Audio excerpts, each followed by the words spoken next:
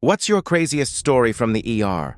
So one of my uncles had stage 4 pancreatic cancer, and he was one of those old-school tough guys who didn't trust hospitals, like at all. He was in serious pain for a long time, but he refused to see a doctor until it was way too late. When he finally did, the doctors told him the truth. He had maybe 6 weeks left. Pancreatic cancer is known for being a really painful way to go. So my uncle made a decision. In Canada, there's something called MAID, Medical Assistance in Dying. It's legal, and it lets someone choose to pass peacefully instead of suffering. And on the day it was going to happen, our whole family gathered around his bed. All the paperwork was done. Everything was approved. The medication was already connected to his IV. He was heavily sedated, but here's the part that stuck with me. He still had to be the one to push the plunger himself, and with help from his wife, he did. He closed his eyes. His breathing got slower and shallow, and after a few minutes, we honestly thought he was gone. Everyone was standing around him, crying, saying goodbye, holding each other. About 10 minutes passed, and people started quietly leaving the room. And then suddenly, in a strong, clear voice, he said, "Russell, wait for me." And then he was gone. We all froze, because nobody knew who Russell was. Not a friend, not a family member, not a nurse, not a doctor. It became this weird little mystery we'd bring up sometimes over the years. But then, years later, my aunt passed away too. And when their kids were going through her things, they found an old photograph. It was my uncle, as a little boy, maybe 5 years old, sitting in a sandbox. And next to him was a tiny dog. On the back of the picture, in faded ink, it said, "Russell, 1944. That was his dog. And ever since then, I can't stop thinking about it. Like, what if our pets really do come back for us? What if they're waiting just to help us cross over? That thought honestly brings me comfort. And I really hope it's not just our brains trying to make sense of something impossible,